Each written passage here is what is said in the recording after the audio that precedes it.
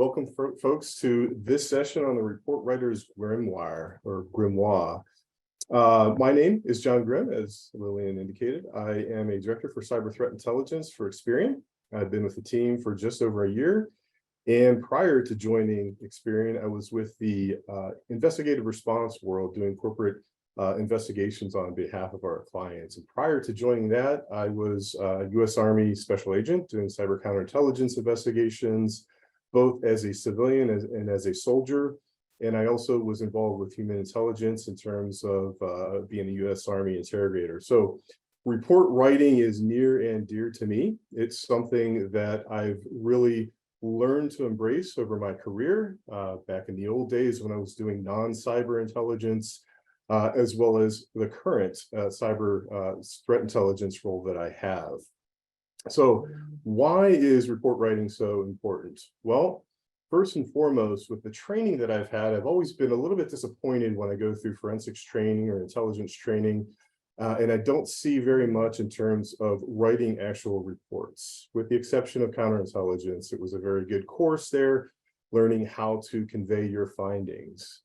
So over the years, I've learned to build out my own grimoire or codex in terms of writing reports, because after all, that's why we're here. We're here to convey our findings. If you're looking at the cyber threat intelligence cycle or even the investigative response cycle, all of that can mean nothing unless you've actually conveyed your findings to your audience. Okay, so real quick, what I wanted to kind of focus on is some of the building blocks to getting to that report writing phase. And if we look here at the intelligence life cycle, and this is the intelligence life cycle, slightly modified from the Joint Chiefs of Staff. There are 6 phases here. We're going to focus on certain aspects of certain phases. Okay, we're going to look at the direction aspect of the first phase of planning and direction. We're going to skip ahead to the 4th phase of analysis of production and focus on the production piece. This is where we're going to be writing our reports. And the 5th piece right here we're going to look at in terms of phases is dissemination and integration, or more specifically dissemination.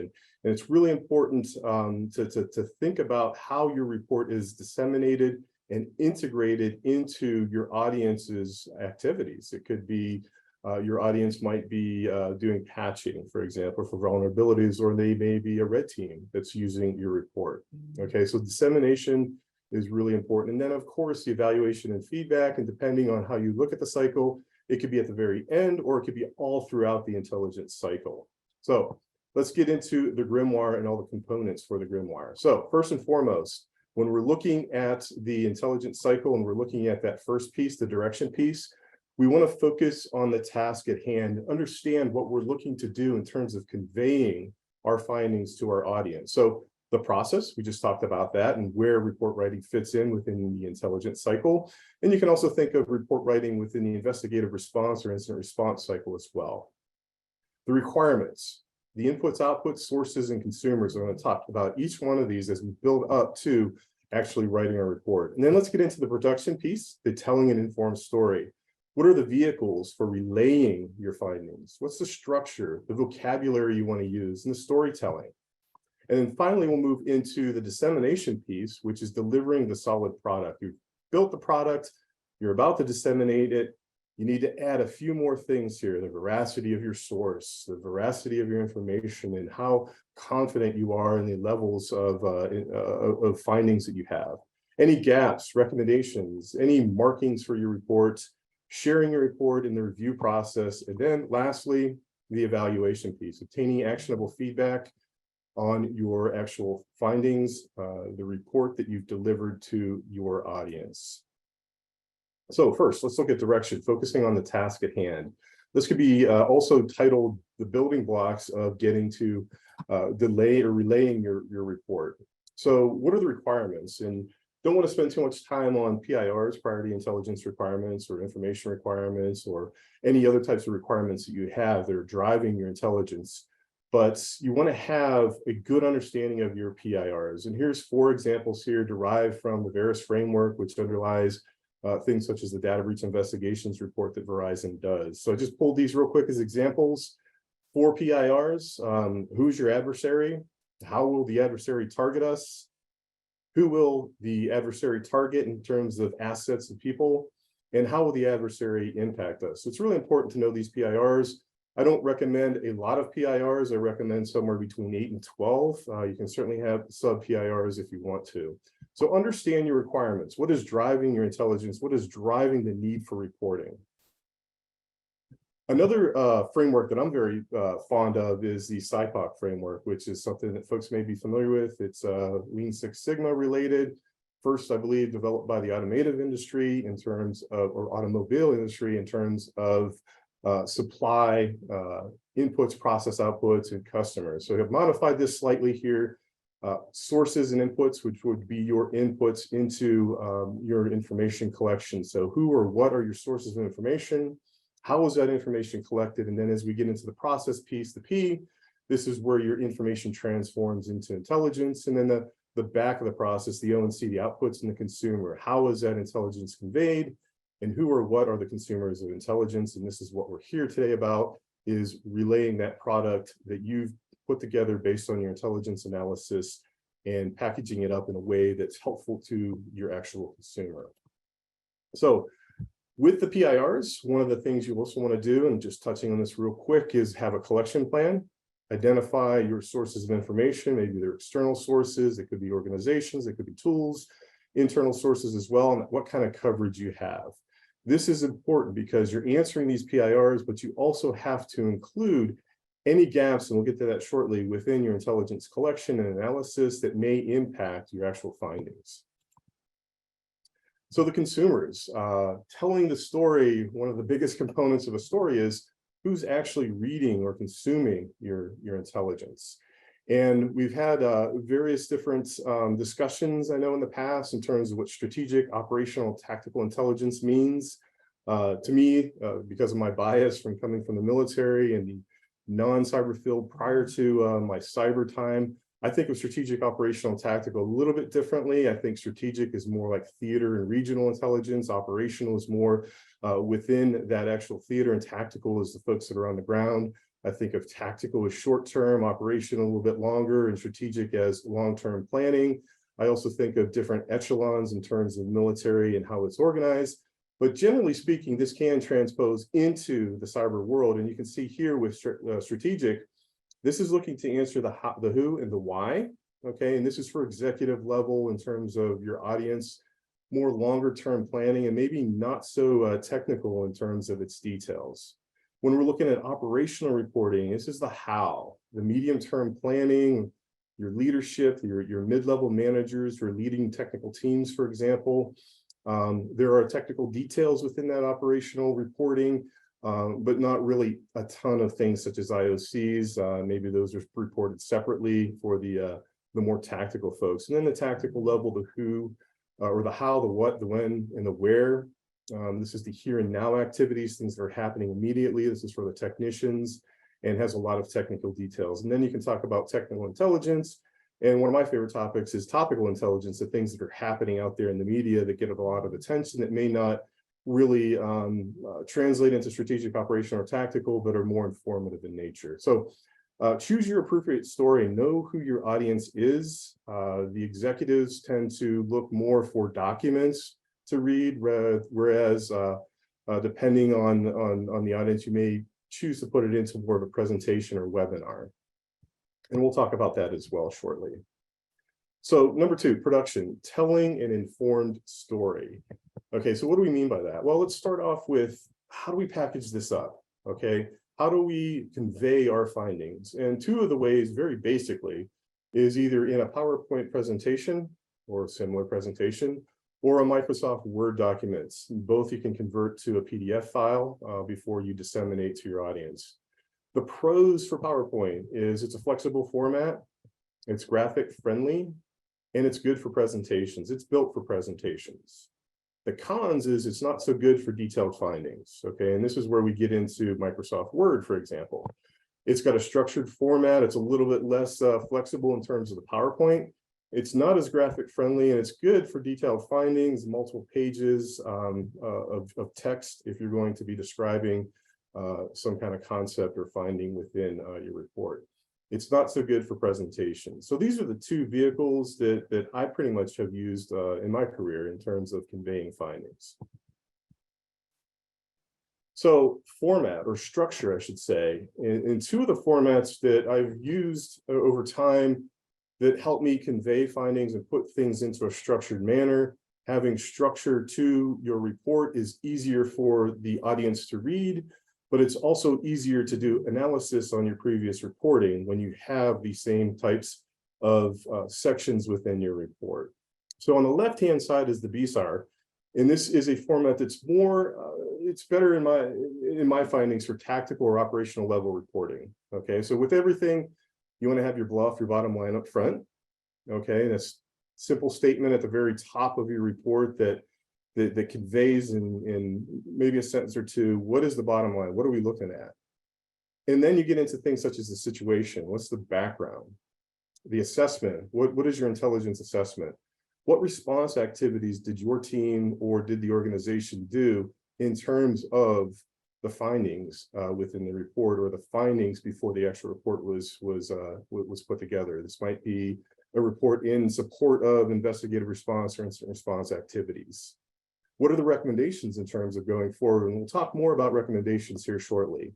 And then what are your references? What are your references, your sources, as well as any additional resources that can enlighten the audience that you didn't put in your report, but you're citing that as a secondary reference for them to go to learn more on the topic. So on the left-hand side, this is good for tactical and operational level reporting. And then in my experience, if you're looking for strategic and operational level reporting, the BSAR format or BSOR format is a little bit more appropriate. You've got your bottom line up front, very similar. You've got your situation, any observations that you've made, your assessment, and then any recommendations. So we're missing the response piece. And as you can see, that's the difference between the BSAR and the BSOR format. Okay. Why are we missing that? Well, this is more of a strategic or operational level planning type of report that you're providing, perhaps in support of executive level decision making. So vocabulary. One thing is very, very important is that you parallel any kind of vocabulary or frameworks that your organization uses. And I'll talk a little bit more about frameworks shortly as well. This is just an example of the MITRE ATT&CK framework. You can use the Lockheed Martin cyber kill chain, some sort of framework to help convey your findings. You can see here, there's 14 different tactics and there's 191 different techniques that sit underneath all 14 of these different tactics. What a great way to convey your findings by using a vocabulary that's accepted by the industry as well as your organization. A picture says 1,000 words. You can include tables that are based on MITRE ATT&CK within your reports. Those tables can show tactics and techniques mapped to the mitigations or maybe even the software. Saves you a lot of writing and saves your reader or your consumer from a lot of reading. So in terms of storytelling, and originally when I was putting this presentation together, prior to putting it together, my whole focus was on the storytelling aspects of it. And perhaps this is a follow-on session in the future because there's so much in terms of this topic, both from the standpoint of content and from the standpoint of standards. So here's some examples here in terms of storytelling. So you want to make sure, again, you understand your audience and you're conveying your findings in a way that's understandable to them. Some of the ways you can do that in terms of content is visuals, your graphs, your tables, your diagram. A picture says 1,000 words, right? Especially if it's a framework that they're familiar with. Clarity, active voice, subject, verb, object for English speakers versus passive voice. It really does cut down on ambiguity and confusion. So always look to use the active voice to the extent you can. Subject did this rather than this was done by the subject. Avoid slang. This is more professional and reduces any kind of confusion as well. Short title and spell out your acronyms. Never assume that your audience knows what those acronyms stand for. Spell those out. Common terminology. Perhaps your organization has a security operations glossary or something similar. That's a great tool, a great reference to link to in terms of reporting. So folks can go ahead, if they don't understand a certain terminology, go to the glossary and see what it actually means to the organization. And consistency. use the same terminology. I know it's boring, but if you're going to refer to an adversary in one paragraph, a cyber criminal in another, and then threat actors later on, it might be confusing to the audience. So stick to one terminology, adversary, throughout. It makes it much, much more easy to follow in terms of your findings. Standards examples. If, depending on your organization, if there's branding that's involved, make sure you use the proper branding. You can go through training for that, or you probably have a branding resource in terms of icons and colors and whatnot, size of font, etc. Biases, I know there's been a lot of coverage over the years in terms of biases. You want to keep those at bay in terms of your confirmation bias, your sampling bias, etc.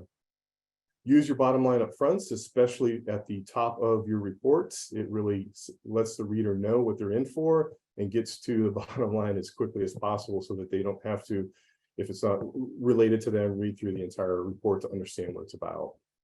Source reference, resource citations, I talked about that as well. Make sure you're properly citating where you're getting your information from, your sources and references and any resources. Things such as date time groups, make sure there's uniformity throughout your reporting.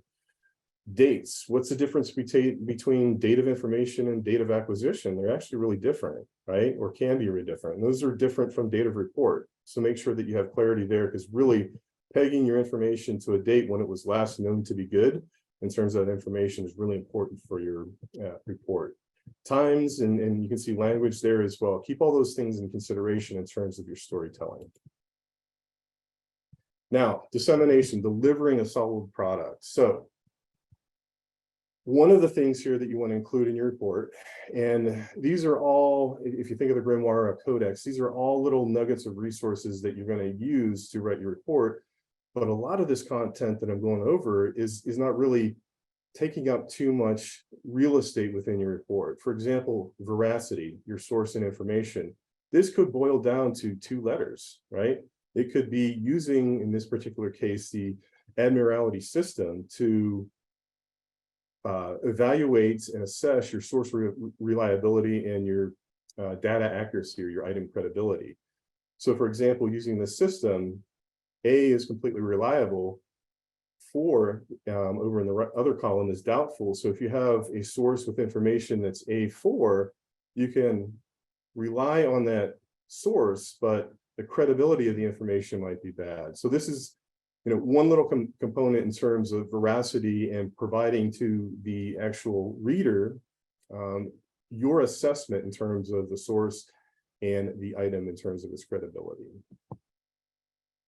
These could also be built into your confidence levels, which again is another small component maybe of the overall report. Could be just one sentence that the CTI team has moderate confidence that blah, blah, blah, blah.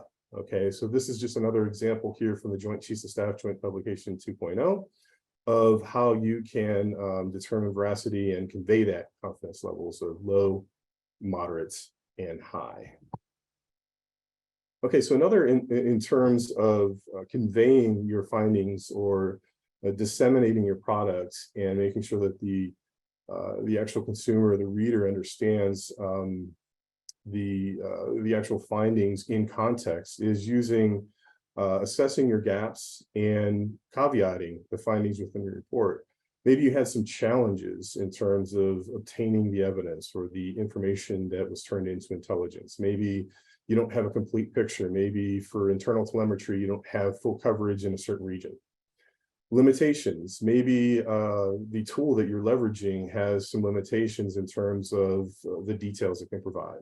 Or maybe there's some constraints that are limiting what your collection analysis was. Or maybe there's some dependencies on things that you actually can't control. So this is also known as your what we don't know, what we can't know, what we want to know. Putting everything into perspective, making sure that the audience understands that there were some limitations, challenges, constraints, and dependencies in terms of your report. So getting into the recommendations, and this is one of my favorite topics because this is what the report really, or the product really boils down to, is the way forward in terms of what to do next, okay? Also known as countermeasures, or maybe they're actually controls or the mitigations. I've actually thought a lot about this. There's a bottom line up front that goes at the top of the report, and I've often thought, maybe we should have a rough instead of a bluff, also have a rough that's recommendations up front. It puts those right at the top of the report so the reader actually sees real quick what they're in for, and they can go ahead and read the rest of the report. Regardless of where you put your recommendations, these should be recommendations that are helpful, they are actionable, they are relevant, and they are valuable to the organization. So some of the ways of conveying your recommendations would be using some of the industry standards out there. And this is just 3 examples here. The Center for Internet Security controls, this is controls, there's 18 of them in version 8, I believe it's version that we're up to. These are great for tactical level countermeasure reliance in terms of reports. You can simply, after your findings, you can go ahead into your recommendations and recommend that the organization go ahead and follow however many of those 18 countermeasures and the sub countermeasures that fall with the syscontrols. Similarly, with the MITRE ATT&CK mitigations, there's 43 of those. They're not very specific, but they can be also helpful in terms of relaying what mitigations you're recommending based on the findings in your report in a framework that's understandable by an organization that uses MITRE ATT&CK. And these mitigations do and can be mapped to the tactics and techniques. And then there's also the NIST cybersecurity framework, which is great for operational and strategic planning. This is a framework that's actually being reviewed right now for updates, hopefully in the next couple of years. But this framework falls into 5 functional areas with various different categories underneath of those areas. So this is, again, a little bit more operational and strategic. The MITRE ATT&CK mitigations are operational, in my opinion, and then the more tactical are the syscontrols. These are just 3 examples. So having this as part of your framework that you leverage and vocabulary that convey can really help out with those folks who are reading your report and looking to take action on your recommendations. So a few other things as you're closing out writing your reports or putting your slide deck together, the markings, your portion markings or your footer and header markings. So you can use a set of cyber threat levels. This is just one example here from CISA, the National Cyber Incident Scoring System, that can help convey the cyber threat level that you're recommending in your report or the overall marking within your report itself. There's other cyber threat levels that are out there, FSISAC and HISAC come to mind. In terms of other markings, there is always potentially attorney-client privilege or work product that you want to consider if this is actually an ACP type of product that you're putting together. Your organization likely has some kind of data classification markings that are required for the report or the slides. And then if this is only a draft, you want to make sure that it's clear that this is a draft and not a final work product. And then in terms of markings for sharing, if your report's going to be shared to other folks outside of your organization, you can leverage the TLP, the Traffic Light Protocol, which is something that was established by first.org. It's been updated. There's TLP red, amber, amber strict, green, and clear. And you want to make sure that if you are sharing this to another organization, that you understand these markings and follow the guidelines in terms of how your product should be marked. So in terms of review, right before you're doing the dissemination, quality assurance and quality control, it's time for the big red pen. And in my time doing reports, I learned very early on not to take offense to anybody that's marking up my report, because I always think it's going to be a better report in the end, especially if somebody's relying on your intelligence. You want to make sure that you're conveying your message clearly and it's not misunderstood, and you're including everything that needs to be included in that report. So if you are reviewing, typically organizations will have at least 2 reviews, a peer review and then a senior leader review. And when you review, some of the things you want to check for is everything I just talked about, more specifically here, readability, clarity, conciseness, and consistency. Assume you are the consumer and do not know what the topic is about until you're reading that report. Standards, branding and format, grammar, active voice, spelling, punctuation, making sure you have proper citations for your sources, references, and resources. And then if you're providing feedback, track your changes and use comment bubbles for that. Okay, evaluation. So obtaining actionable feedback. And again, your evaluation and your feedback can happen throughout your report writing cycle or your intelligence cycle. At the end, here's what we're talking about in terms of ways that you can solicit feedback. So one of the more popular ways in my mind and how I grew up in the intelligence community was formalized evaluations from the analysts that reading the reports.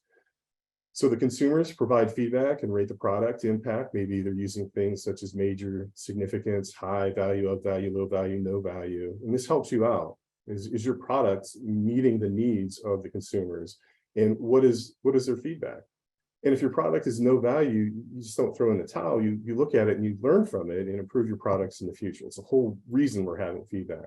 Survey forms are another way to get feedback, sending periodic surveys to your intelligence consumers using tools such as Forms or Microsoft Forms or Google Forms. Audience polls. I know we're going to be doing polls for this presentation. So during briefings, assess your audience knowledge level, but also request feedback during or at the end of the session. And then finally, informal discussions. Set up meetings with your consumers and ask them, are you getting the products? Are these actionable? Are these meeting your needs? If not, what can we do to improve these products? So that brings us here to the end of the report writer's grimoire. We filled in all of these different areas. I know this is a huge topic. Didn't have much time to cover everything in detail, but hopefully this will help give you a way forward in terms of develop your own grimoire or codex. A few final thoughts. I see Lillian just tuning in here for some questions probably. So take a Sipockian approach to your product. Okay, that's your source, your input, your process, your output, and your consumer. Know your collection requirements, know your sources, and have a plan. Know your audience, your consumers. Tailor your product to their level. Take a structured approach to writing. Use an outline, use report templates. Use common frameworks and vocabulary. Be clear, concise, and consistent. Make recommendations actionable. Embrace things such as threat-informed defense. Seek and obtain feedback. And finally, take these steps into consideration and build your own grimoire. Thank you very much. And Lillian, is there any questions?